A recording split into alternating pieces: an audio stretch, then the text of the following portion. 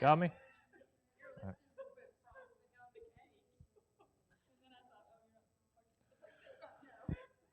All right. Prayer requests. Yeah. Yeah.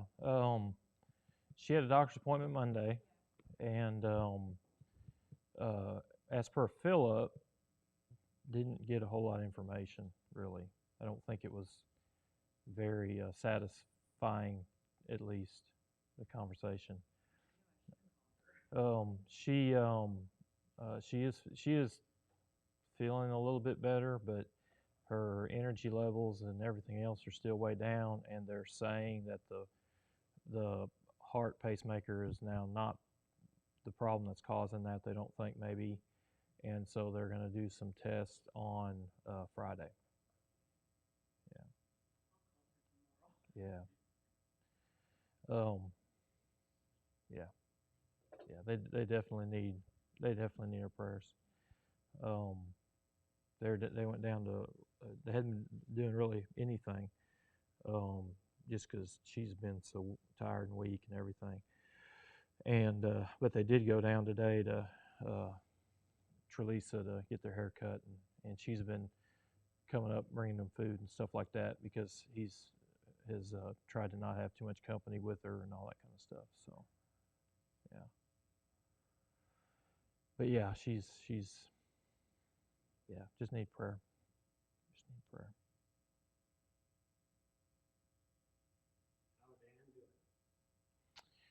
Ann is Ann. Yeah, Ann is Ann. I mean, she's we'll text back and forth 2 3 times a week, and she's still doing well. I mean, a lot of the reason she's not wanting to get out, justifiably so, is her upper respiratory problems that she's got, and that's been a key on the COVID stuff of those who get it, that it really, really, really affects them. So she's been wise in trying to stay, you know, out of that. But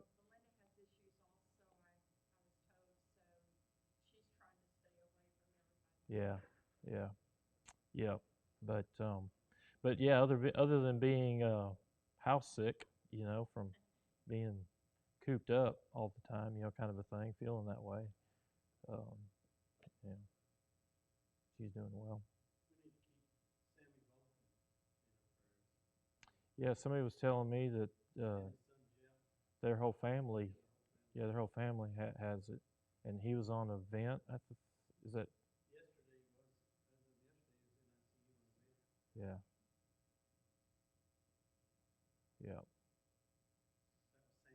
yes, yeah, yeah.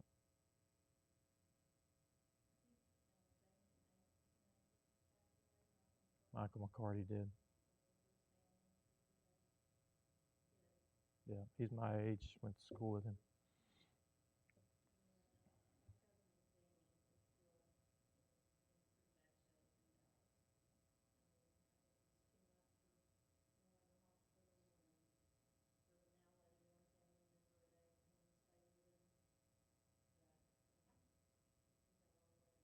Yeah.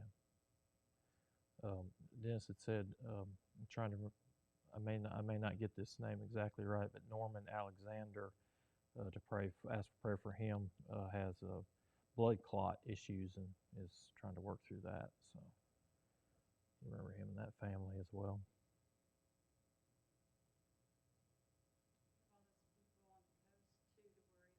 Yeah, a hurricane coming in. Last I've heard that it's supposed to hit tomorrow night or Thursday morning. Correct? I'm sorry. That would be right. Tonight or tomorrow morning. Yeah, tomorrow is Thursday. Duh. But yeah, so tonight or tomorrow morning. Yeah, yeah. Do they have they? Of course, I know it's always you don't ever know until it hits. But where's their last projected? Lake Charles. Yeah, because I heard that they were possibly upgrading it to a 4. Really? Wow. Yeah.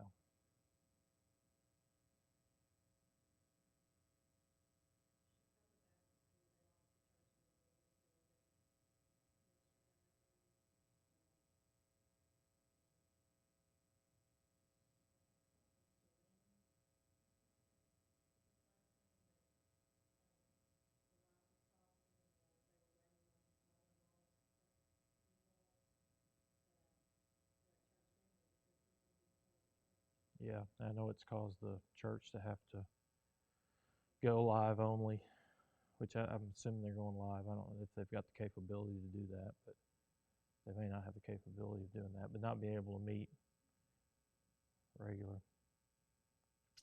Yeah, I saw where East Paris had moved to live only too until I think first week of September. So yeah, a lot of changes and flux. I know there's also, we need to pray for a lot of the California churches. They're really going through it. Probably most of you've seen some of the fines that some of them are occurring, and just different things like that from eating, and there's a whole legal battle that's going on with that. And so they're got a lot of hard decisions to make, and things to move through. So I know one, they were talking about like a $10,000 fine for every time they met, and then when it was going up, I think from that. So you know any church can only sustain that for so long, right?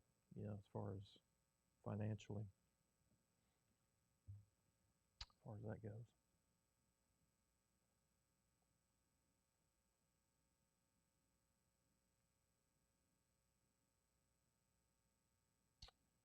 All right, Dave, would you lead us in prayer?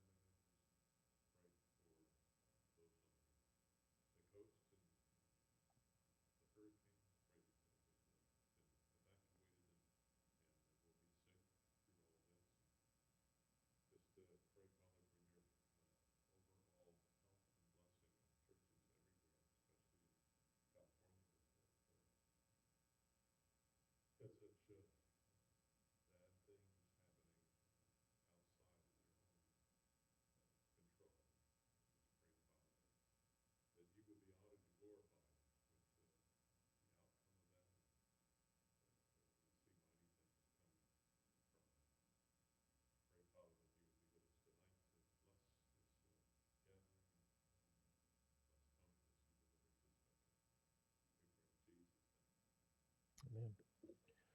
All right, Deuteronomy.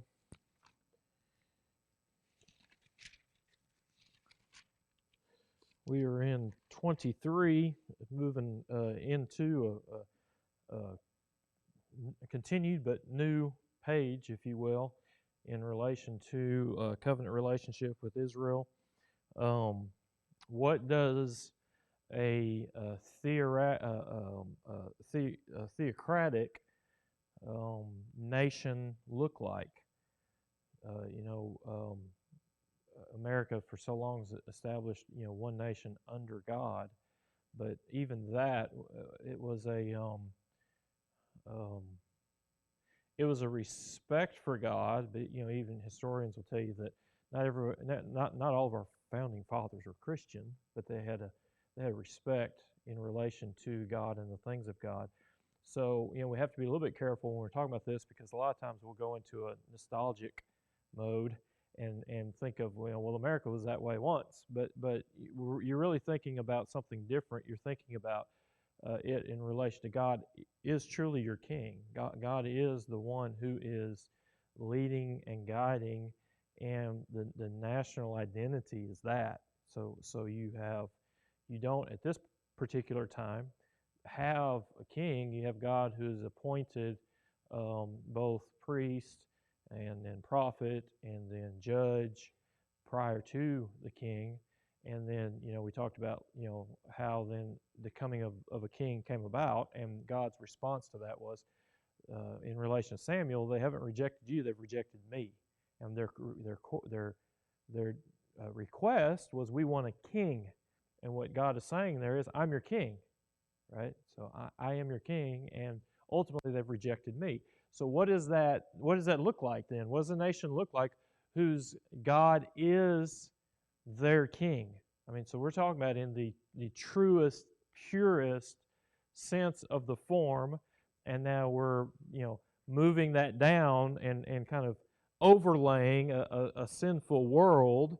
How does that look in a sinful world where you still have a nation though who's God is their king? So you have to think about Israel in terms of a national identity whose king truly is God, and then what does God desire in relation to that nation, and now in particularly first the worship of God, and then secondly just the land itself.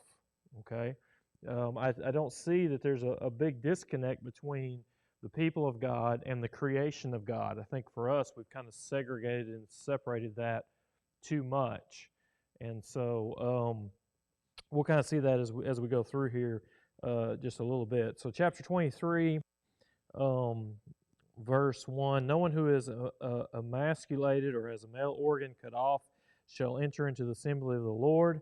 No one of illegitimate birth shall enter into the assembly of the Lord. None of his descendants, even to the 10th generation, shall enter the assembly of the Lord.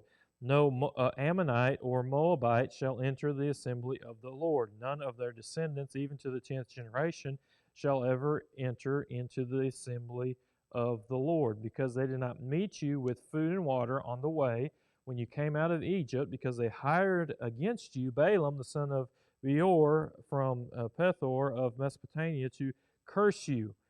Nevertheless, the Lord your God was not willing to listen to Balaam, but the Lord your God turned the curse into a blessing for you, because the Lord your God loves you. You shall never seek their peace or their prosperity all of your days. Now, that sounds incredibly harsh, doesn't it? Right? This group and these types of people, this group and people who are described in this way, eunuchs, cannot enter into the assembly of the Lord. So in order to make sure that we have correct thinking in that, he's speaking on groups of people terms. Okay. Whenever a lot of times what happens is you'll classify or speak about a group of people, but the reality is, does that speech include every one of those people?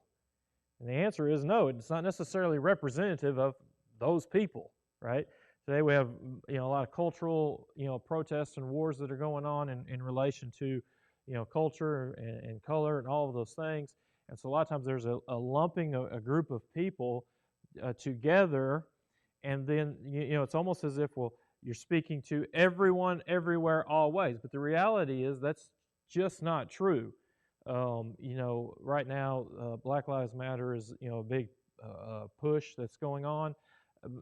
Are there any black individuals who are against Black Lives Matter?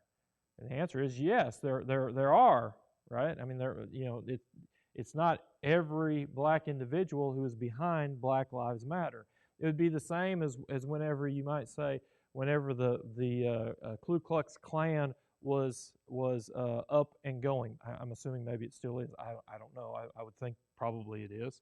But whenever it was a big, organization entity, well, did that represent all white people everywhere? And the answer is no. But as a group, in some ways, there was a connection in relation to that. Okay. So here you're talking about a group of people that God's excluding from the assembly, but also don't connect this in relation to one who is within that group that would turn away from that group unto the Lord. Okay? Is there a Moabite? So instead of me just spouting this off, is there a Moabite example of this? Ruth. Yeah. So you see that with Ruth, right? She's a Moabite, but what is she? The beginning of that story? What does she do? Yeah. Yeah, when she's going with Naomi, she's turning away from all of her heritage, in essence, being a Moabite, unto the God of Naomi, and that's big. There's big word pictures and all sorts of pictures in relation to that. You have this even with what's the story of David and Bathsheba. This is a wordplay that goes into that national identity thing as well. That one person cannot represent the group as a whole. So David as king, his responsibility is to what? Care for his people. And yet, what did he do? Yeah, he took the most vulnerable person who was there, Bathsheba, because her husband was where? He's fighting, so he's doing what? He's protecting the Israelite. Uriah is away protecting the Israelite. Bathsheba is the most vulnerable one who's there. Her husband is away. And what does David do instead of protecting the people? David, the Israelite, who's supposed to protect the people, what does he do? He exploits that vulnerability to the point of, there's so many. That story is so ironic because Uriah is off killing people in protection of the people. David then takes advantage of the vulnerable, and now when Uriah comes in, Uriah is more honorable than David himself. He won't sleep with his wife. David will, right? Because of Uriah, the Hittites' loyalty to Israel, right? Then what does David do? He sends the one who is more loyal than him to the battle, and he does what to him? Kills him. So when we're saying this, sometimes it's easy to go everywhere always, but the reality is speaking here of a national identity, group identity, the group as a whole. This is the way you're supposed to act towards them. One within that group that would turn to God, is God going to say, "Nope, you're a Moabite. Nope, no." That's not the point of what this passage is making. Okay, so you have some examples that are just seen in the way God's people worked. Okay. And then you can also write down Isaiah 56, 3, and then verses 6 through 8. You have these two classes that are talked about in terms of not turning them away, but bringing them in, namely the ones who've turned unto God. But with that said, in order to make sure that we keep a balance, can a group of people portray an identity? And the answer to that is yes, they can. Can a group of people portray an identity? I would make the claim that probably every group of people does portray some sort of identity. Okay? Now, one of the things that I want to bring into here just a little bit is one of the things that's happening within our culture that we have to be aware of is with God has based and given identity not for the sake of inequality in relation to purpose, plan, dignity in the sight of God. Every person being created equal in the sight of God. But that does not mean that God also has not given unique identity within all of those groups. Okay? So nationality and identity, and this is what I tried to explain a few weeks ago, is that national and cultural identity is actually something that should not, if you lose it by the blending of it all in the wrong way, you lose something very precious that's being given. So what I'm talking about here is not a discriminatory remark, we're better than you or anything else. It's not what I'm saying at all. What I'm saying is that there's cultures that God has given unique identity to in relation to the way that they're constructed and built and the things that they love and the personality and all of those things. And he seeks in some ways with those things to maintain identity with that. And if you lose that, you lose something very precious. Each group does. In being holy and called out, there are distinctions that are being made. And that's one of the things I think that's being brought out a little bit here, in relation to that. Does not mean that a white group, white culture is better than a black group, black culture. But to act as if those aren't two different cultures is one, naive at best, and two, I'm saying that there's actually something very, very much lost in not recognizing those distinctions and differences and celebrating the good things of those differences. And the things in both groups, 5 groups, 10 groups, add up however many groups that you want, the things that are evil, call them evil, right? In relation to that.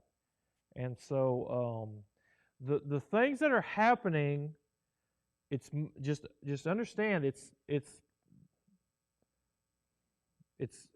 not just an equality thing that's going on in relation to that.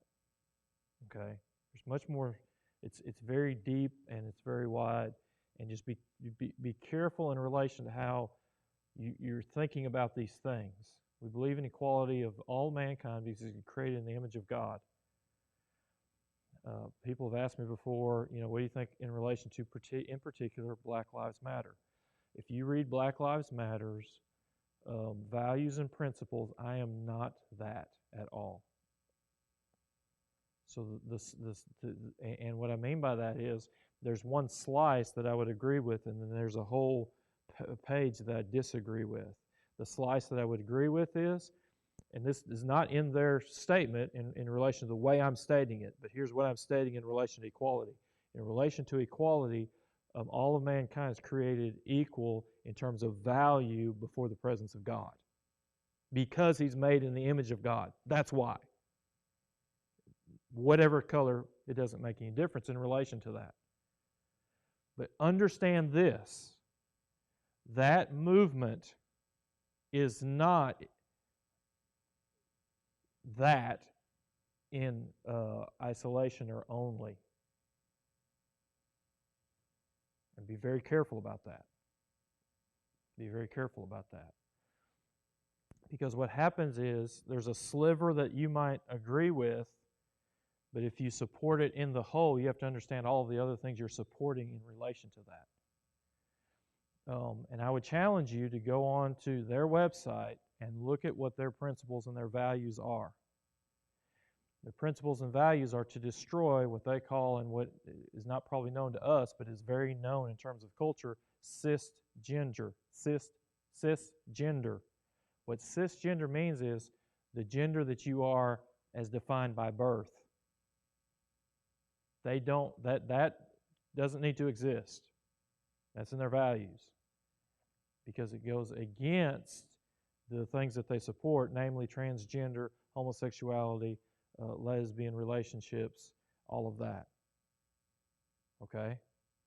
So understand whenever you see that it's a Marxist movement that it is totally about power, and it is very, very, very deceptive. Very deceptive. And oh, by the way, it's not going away.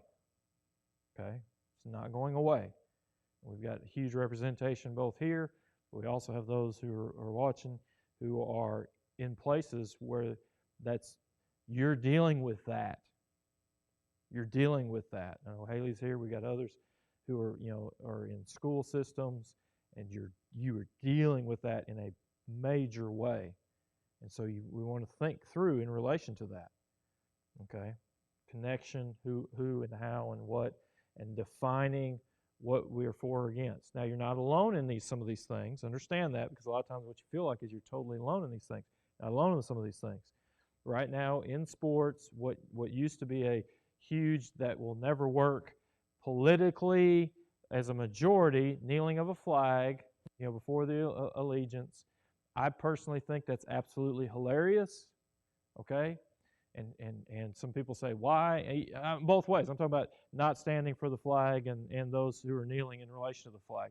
Because it's craziness to me. Kneeling is an act of submission. So there's a sense in which, when you're kneeling for the flag, you're making a move as an act of submission, even when you're going against the group. So there's a lot of irony in relation to that. But understand that when that then was connected right now, as far as Black Lives Matter, both in baseball And in basketball, it's going on right now. You have a few athletes who are standing up, and here's kind of what they're saying, those who are still standing in relation to that. What they're saying is, I'm not against, I am not for inequality as it turns to race and color. But what I am against is a movement that's Marxist by nature and the things that it supports. And you've had one or two basketball players that said, because I'm a Christian. That's a big time statement. I've talked to the team before we went out here. They knew that I was going to stand, and they also knew that the reason I'm standing is not because I am for inequality and for all these other things, but I'm against Black Lives Matter because of what it actually is and the things that it is against Christianity, and I'm Christian. And I can't be a follower of Christ, a follower of that. It's a big, bold statement in relation to that. So just understand that you're not alone in relation to that, okay? But here's what you're going to find, and it relates a little bit to this as well. As a group of people, you can be named or characterized, and a lot of times you will as a group, but that does not mean that there's not always a remnant within that group that are not a part of that group. Always be careful of that, okay? Because what can happen with us, and I'll talk about it in relation to, I have a huge amount of what I would call black friends, right, who are not a part of that movement, right? They're against inequality just as what I am, but they're not a part of that movement. And now on the flip side of it, the church, or at least is what people generally think about in relation to the church, as it's defined, a lot of them are going to move in a direction that supports homosexuality, that supports transgender, that supports marriage is not between one man and one woman. All those things they're going to be go against cisgender. It's a term you're going to hear a lot. Cisgender. They're going to go against that, and the church is. And there can be a majority now of the church that's saying, well, no, this is, and guess what you have the availability to do? You still have the ability to be light in the midst of that darkness which is in the church. And when I talk about church, I'm talking about a group of people as a whole. Okay? So it's not a bad time. It's actually a very good time because there's a separation of wheat and tares that goes on in relation to that. Paul says within the church there's issues that were going on, and he says, I, in part, am glad that it's happening. That's what he says. That's what he says. Why? Because it makes distinctions that now set apart what's going on in relation to that. Okay? So understand, because people will use this passage as see, we should be here and exclude and da-da-da. That's a bad way in terms of thinking about this passage as relation to that, as it relates to that. Okay? It's interesting, New Testament, right after the ascension of Christ, Philip finds someone in a chariot reading the book of Isaiah. He was a eunuch. He was a eunuch. And what was his answer? He says, what was his question?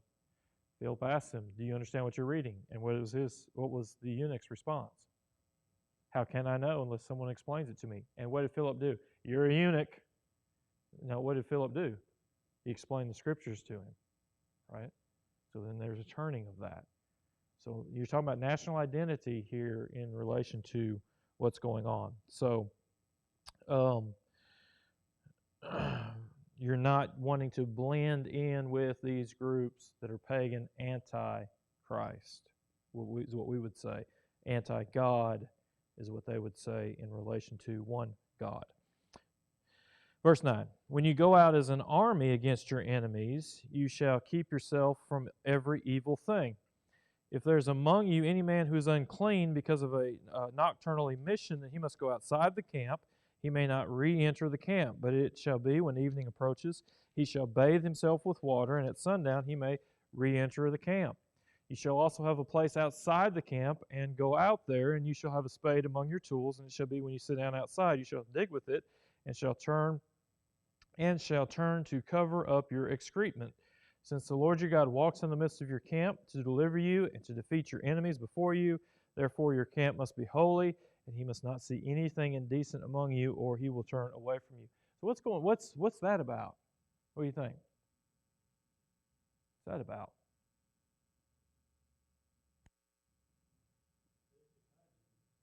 Okay, and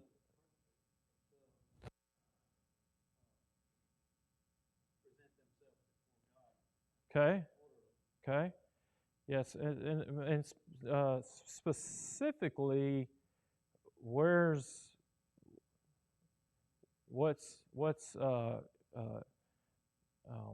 allowed, not allowed in relation to? I'm not asking for those specific things, but what he's dealing here with the location. Why is he dealing here with the location? When you go out to battle, you've got a camp, and then you got outside the camp. And when something like this happens, the nocturnal emission happens inside the camp, then that person has to do what? He has to go outside the camp. You got your time to take care of your bowel business, for lack of a better term. You do that inside the camp or outside the camp? Outside the camp. But why is that? Why is that?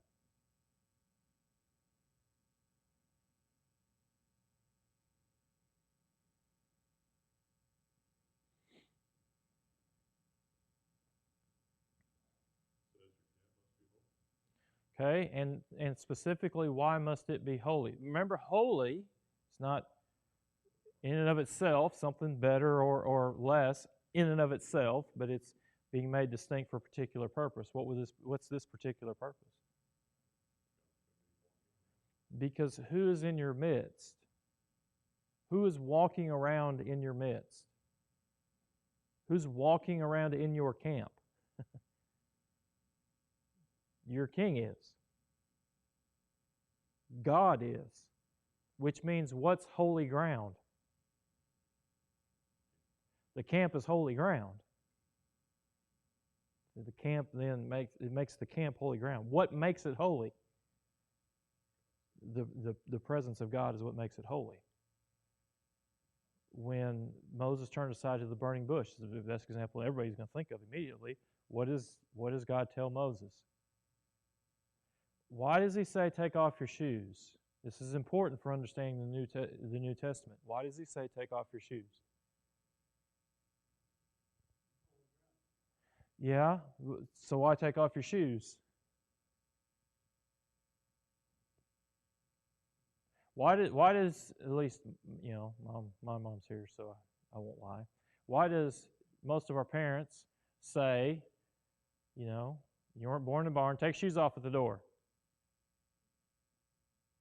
Why do they say that? Okay, because what's going to happen? Mom just mops the floor. What's going to happen if you walk in with your shoes? You're going to track in what? Dirt. Where did the dirt come from? Outside. And the dirt needs to stay where? Outside. Right? So he's like, see, it's a biblical principle. Take your shoes off. Now she's got verses to back it up. Dangerous thing. It's a dangerous thing. So, where God is, that ground is holy, and in being holy, you don't what? Take unholy and mix it with holy. Does that make sense? If the camp is where the presence of God is, that makes that ground holy. And you don't what? You don't defile it. You don't defile it. Now, this carries over into my understanding, especially in the New Testament. The body is the tabernacle of God, which makes the body don't defile it, which is a lot of what Paul's dealing with in terms of sexual immorality. Right? Why? Because your ground, your body is holy. Why is it holy? Because a body is holy? Because body is God? No, because what? It's where the presence of God dwells, which makes it holy. Now that also changes the way now I deal with you. Because if I take in and I walk into your world, if you will, with the uncleanliness, then what am I doing? I am in principle defiling that which is holy. Now carry that into the whole thing with why do I care? We'll go to 2020 terms. Why do I care about alcohol? Is alcohol in and of itself evil? I say no, it's amoral. But we have stipulations for when and where. Why do we do that? And then specifically, why are those stipulations there? And a lot of that has to be carrying, what are we carrying into and possibly defiling, not just myself, excess, but also who? Sometimes you struggle with something in relation to it convicts your conscience, and you do it not because your conscience is clear, your conscience is actually guilty, but you do it because you see me doing it. Therefore, you say it's okay in letter of the law, but your conscience is bearing witness that it's not okay, and you go ahead and do it. That's the case. So what in that essence, what am I doing? See what I'm doing? I'm carrying, if you will, dirt into unholy into a holy place. Drawing that out, right? Why is it why is this truly, and I think sometimes we can go the other way with it, talking about, this is just a building. True, but what makes this special? The presence of God. And when is the presence of God here? When two or more are here. So you got to balance that. See, I'm not of the place of these four walls, square footage, concrete, and everything else is holy in and of itself. Why? Because it could be used for a hay barn. Make a great hay barn, actually. But you can't say it's not set aside and holy. It is. Why would we say that as well? Because when we meet here, what do we hold that the Bible teaches? Then the presence of God is here. So what does that mean? It's holy. It's set apart for a distinct purpose. So you have that balance there. And you can swing either way. You can swing too far either way. You can swing too far either way in relation to that. The point here is, what makes that holy? What makes that ground holy? The presence of God is what makes it holy, just like it does for yourself. Just like it does for yourself. Right? And so in the ways that we talk about that in terms of balance, the best way, I think, to kind of keep a judge in relation to that and keep that balance is apply it to yourself. Apply it to yourself. As a Christian, there are some things that are off limits to us, not because the thing is unholy, but it's unholy to us. Why? Because the presence of God dwells there. On the flip side of that, what is it that makes that holy? It's the presence of God that makes even us holy. It's not a particular thing. Does that make sense in relation to that? Now, why does this matter, even specifically as it relates to the New Testament? What do you see in the New Testament that happens? In the New Testament, that happens when Jesus sends His people to proclaim the gospel. But he says, they receive you, then what? Go and stay. But if they reject you, what did He say to do? What's He doing there? See, he's outwardly expressing their rejection of what is holy, and they're supposed to go to where are they supposed to shake off the dust off their feet?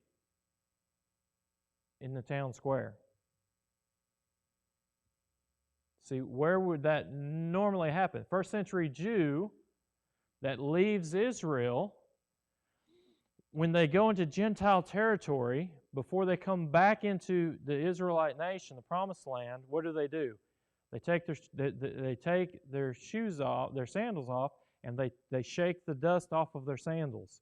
Why do they do that? And the answer to that is because a Jew will have a burial plot spot where they're going to bury their dead. A Gentile is going to bury their dead wherever he lands, probably. It could be anywhere. It could be a house, could be on a road, could be any place that you possibly walked. And guess what? Jew doesn't know where that might be. So what's he not going to carry into a covenantal promised land? He doesn't want to defile that promised land. So what does he do? Shakes the dust off before he enters into promised land. Prophet goes into a town, they reject that that disciple goes into a town, in Israel, they reject that prophet. Then what does he do? He goes to the town square and he shakes his dust off. And what does he do? He leaves.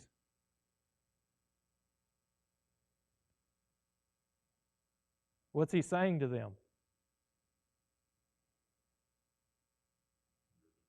You're defiled.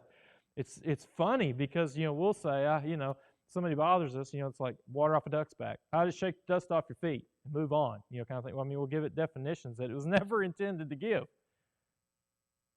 See, when they do that, they're making a proclamation that they've rejected the message and they are acting as a Gentile and are defiled. And he does what? He goes on to a place that then, Lord willing, receives the message. Where does all of that come from? The place, the presence of God is what is holy ground, and it's what makes it holy. In that situation, what was holy that they rejected? In the New Testament, sent his disciples to them, gave them miracles, and then followed by word that they rejected. What is it that was defiled? They rejected the message and therefore are defiled. Now, is God a good communicator? He communicates in ways within cultures that they fully understand. There would be no question whenever they did that and walked out what they were saying. There would be no question that. Why? Because most people that saw that when they were traveling outside of Israel, they shook the dust off their feet coming in. Why? Because they didn't want to defile where the presence of God was supposed to be. And they're saying what? Presence of God in here. Why? Because you've rejected the message and I'm walking out. Yeah. So, if any of us ever, are in your house and shake the dust off our feet and walk out, be very careful because you've made a very strong statement. You, in essence, are saying the presence of God is not here. So be careful how you use words. I understand we may not know the context of what they truly mean, but be careful on how you use words because that's a very strong statement that you're making if you say that, right? They are a theocracy. God is their king. God walks, when they go to war, God walks among them. Therefore, the ground is holy. Why? It's because of the presence of God. It's because of the presence of God.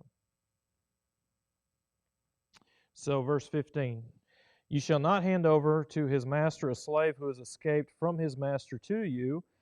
He shall live with you in your midst in the place which he shall choose in one of your towns where it pleases him. You shall not mistreat him. So, the essence is you've got a pagan person, if you will, a slave from a pagan place, and they're turning to you for refuge in terms of your God becomes their God. What do you do? What do you do? Okay? And the answer is you receive them in. Now, I get this question all the time in terms of refugees and passages like this in the New Testament. They're turning away from someone, something, and turning to Israel as a group of people and Israel's God becoming their God.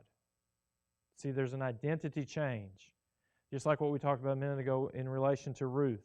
The rejection of a Moabite, rejection of an Ammonite. That rejection was not because of their nationality. It was the rejection was the God in whom they are serving, little g. The one in there that turns to Yahweh, how is Israel supposed to receive? And Isaiah 56 says that. Ruth says that. We got countless examples of that. You receive them. Why?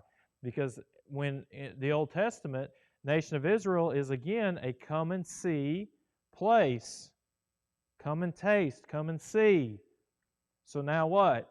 They have come and sought refuge there, right? And what should Israel do for a person who turns to Yahweh as their refuge? What should they do? They should secure them a place there. They shouldn't abandon them and leave them vulnerable. Okay? So it's a huge imagery there in relation to that. 17. None of the daughters of Israel shall be a cult prostitute, nor shall any of the sons of Israel be a cult prostitute. You shall not bring the hire of a harlot or the wages of a dog. Dog there is considered the male prostitute. Into the house of the Lord your God for any votive offering. For both of these are an abomination to the Lord your God. How far do you go with that?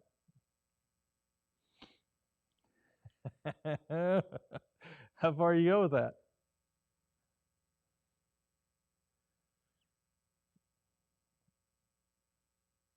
Anybody want to answer? How far you take it?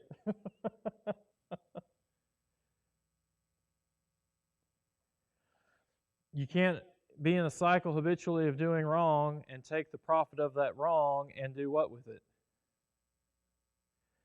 With a votive offering, right? It's a vow that you've made to God. If you've made a vow to God and you've gone and you're a cult prostitute and now you're going to take the proceeds from being a cult prostitute, and in the second case, it's probably not even cult prostitute, it's probably just prostitution. You've taken the proceeds of prostitution, which is anti-covenant, and you've said, I will use those to pay my votive offering. Do you see a problem with that?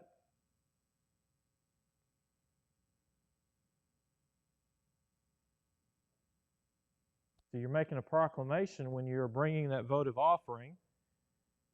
Number one, you're saying, I fulfill my vows.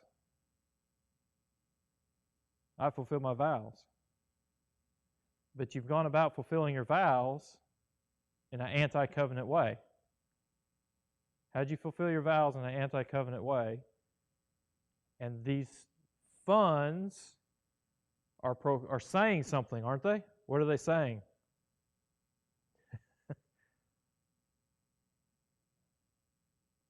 So you see the problem with that? How far do you take that? And my answer, I really don't know. I really don't know.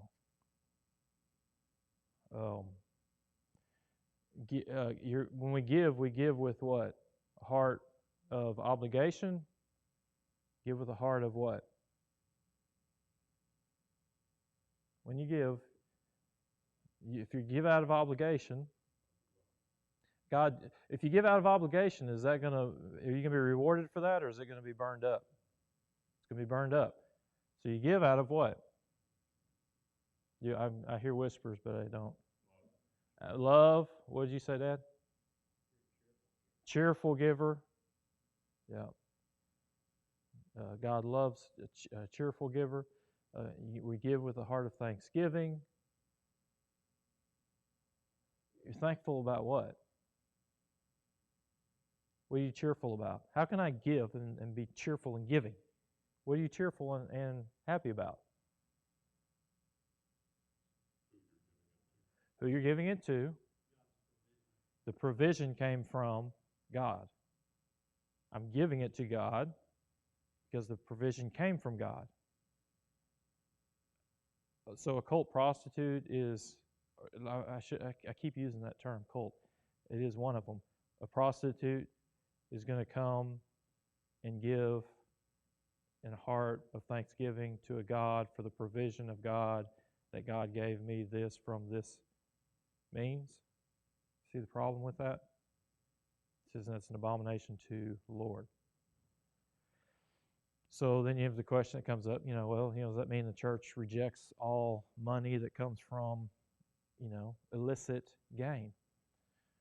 The reason that you have to weigh through that, and I think, I'm just going to be honest with you, I think that every church and its leadership has to work through that, and probably the working through of that when it comes up, because 9 times out of 10, it's not something we are going to necessarily know, right? But there are times in which this can come up, and church leadership has to work through, how do you work through that, right? Is that no, never, always? In relation to this case, it seems to be so. But he's speaking to pagan or people of God that's doing this. Is this prostitute a pagan, or is it a person within the covenant relationship of God? And the answer is he's supposed to be in covenant relationship with God. So by its very nature, he's hypocritical in the truest sense of the word in what he's doing. Now, when I say hypocritical, what do I mean by that? Because I'm using it in a specific way, which I think is the way it should be used. He's play acting. He's an actor. He is acting and portraying something when the reality is it's something else. Does that make sense? Now, why would I say that in terms of saying we should also think some things through? Do we have any examples in Scripture where God used pagan people to fund His projects? The Exodus, you've got the plundering of Egypt. They said, ask them what you will, and they're going to give it to you. Why? Because I've plundered them. Yeah. What else do you have? Anything others you can think of?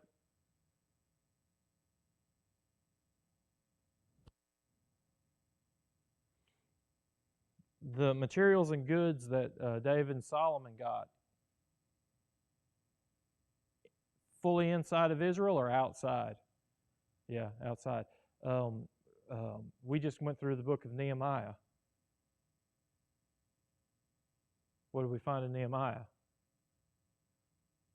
You've God working through, and pagan kings to accomplish God's purposes. So it's interesting because it almost seems like there's a distinction. If you're calling yourself, we would say in our terms, calling yourself Christian, that means something different.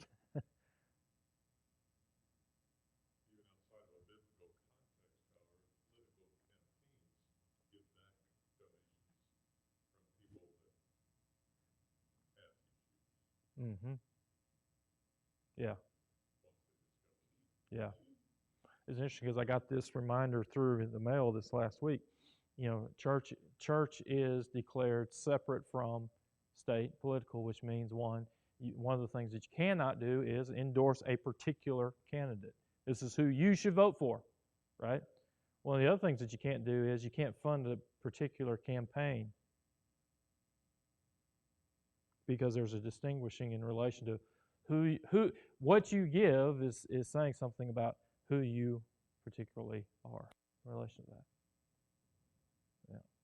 So, yeah, things to weigh out, but I would say, just in relation to our giving, it kind of puts a different light on that as it relates to at least fulfilling of vows.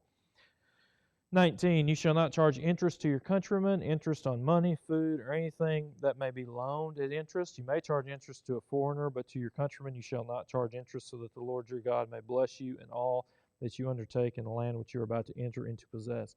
So interest was a means and a way in which I can make a profit at your expense, right? If you are depleted and, if you will, depressed, there's a sense in which I can take advantage of that, right? Doesn't mean that doing that is necessarily immoral in particular context. Here's the other thing you got to realize is, and most things, I think most things are more cut and dry than what we give them credit for. I think really and truly, I think a lot of things are a lot more cut and dry than what we give them credit for. But there are also there circumstances and principles that are put in place that help make those things more distinct. Does that make sense? Right? There is not, I don't have an this is where I differ in a lot of other Christians, but I would say mainly church people. My expectation for a non-Christian is not to act Christian. I don't expect a non-Christian to act like a Christian.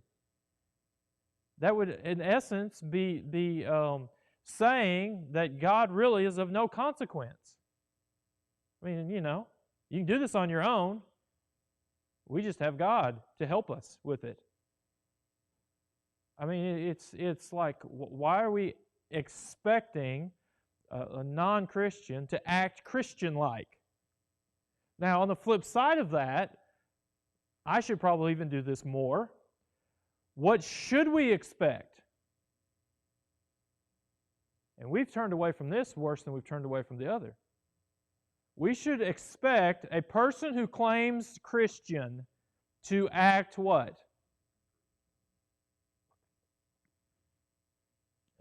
Very interesting thing.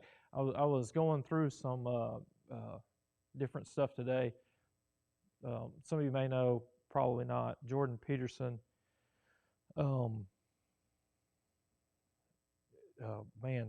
He reminds me of C.S. Lewis in that just incredible insight, probably where C.S. Lewis was before he was a Christian. Right?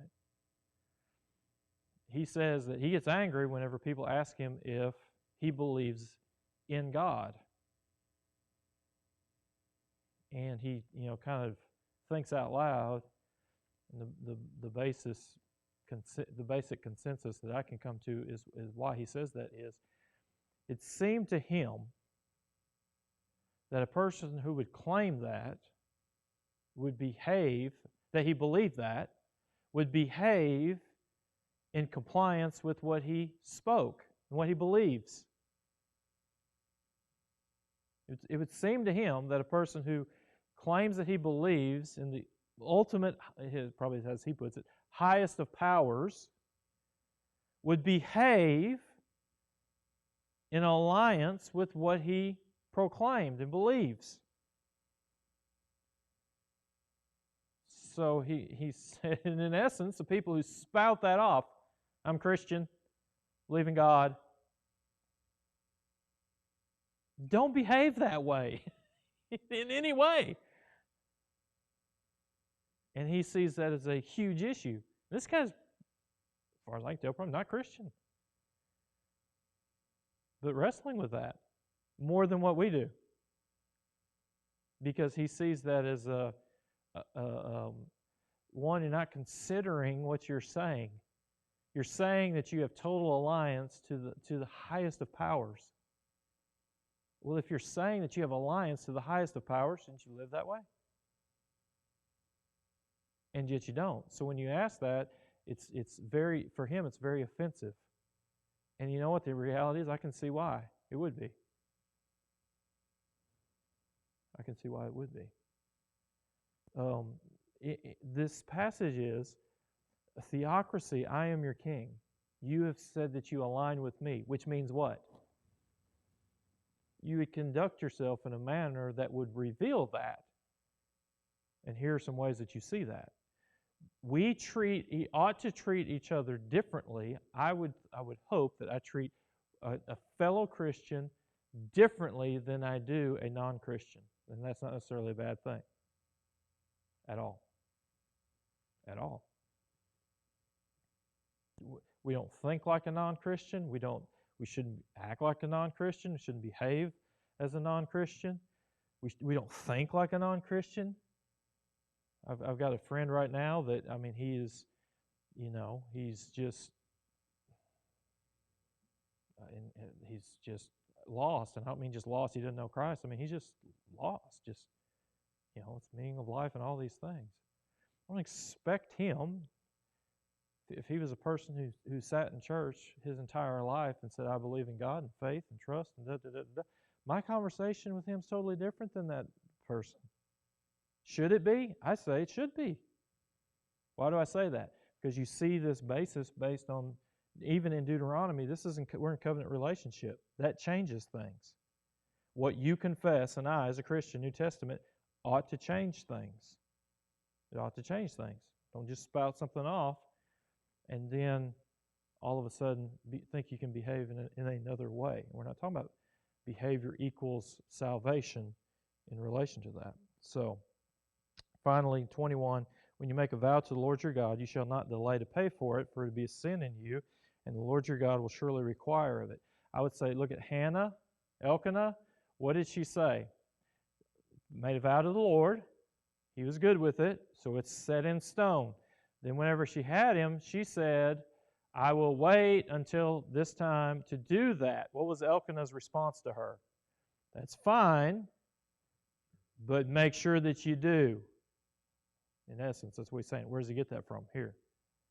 If you're going to make a vow, don't make it lightly. It's a vow to the Lord. Make sure that you pay it. If you refrain from vowing, it would not be a sin in you. You shall be careful to perform what goes out from your lips. Just as you have voluntarily vowed to the Lord your God what you have promised. So you shouldn't speak too quick about what you will or will not do. When you enter your neighbor's vineyard, then you'll eat grapes until you are fully satisfied, but you shall not put any in your basket. When you eat your neighbor's standing grain, and you may pluck the heads with your hand, but you shall not wield a sickle in your neighbor's standing grain. So Tom's got a field. I am in need and traveling through the country. I'm going to go into Tom's field, and the rightly expectation is that Tom is providing for me the provision of that particular meal. But what's the expectation of me? I'm not going to go pull his crop and carry it with me, right? Because now what in essence am I doing from him? I'm actually taking from him, right? Does that make sense? You see a lot of older movies in relation to this. Someone passing through, hey, let me make you a meal, right? Let me make you a meal.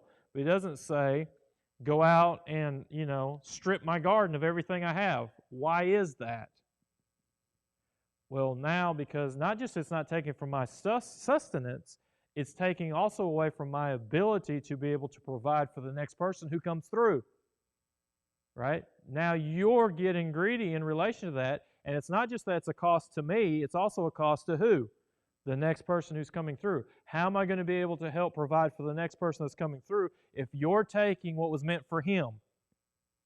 Does that make sense? Sometimes we struggle, I do at least, with making sure you take care of yourself in relation to your family. It's not a bad thing if you're doing it for what motive? In order that you might be able to help another person in need. Does that make sense? So it's a great principle right there at the end of that in relation to his people. Yeah, I also talked about that. I read that in a book where they live close to the tracks, Mm-hmm. and there was an X by their house, and that was a mark for the hobos, that that's where they could get a free meal. Oh, yeah. Yep. So basically, they live by train tracks, put an X by their house. They could know, the travelers could know they could come get a meal there. Yeah. Yeah. Yeah. Yeah. Yeah. Yeah. Yeah. You see, we've moved ourselves into total isolation, whereas unfortunately that's not a practice now. We've moved into a culture that says if I have a need and I ask for help in relation to that need, it shows what? Vulnerability. It is vulnerability, but it actually shows, we say it shows weakness. But it's not meant to be that way. It's not meant to be that. And ironically, whenever we do that, what happens? Why have prayer requests and why share when God answers those prayer requests? Why do we do that?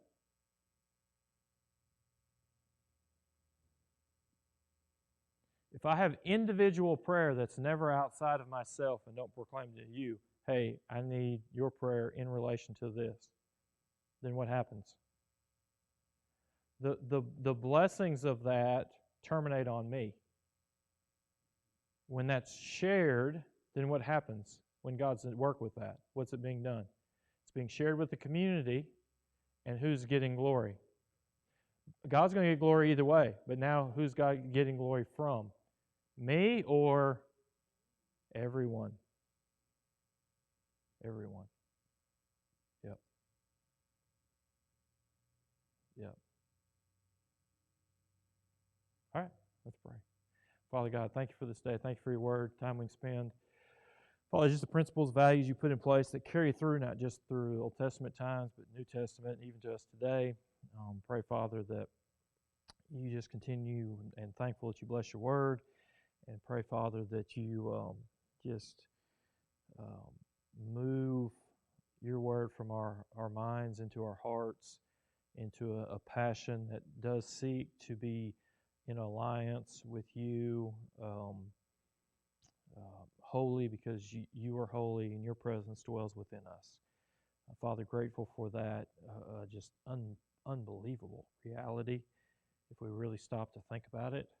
And Father, may it transform not just our thinking, but our feeling as well. These things we pray in your Son's holy name. Amen.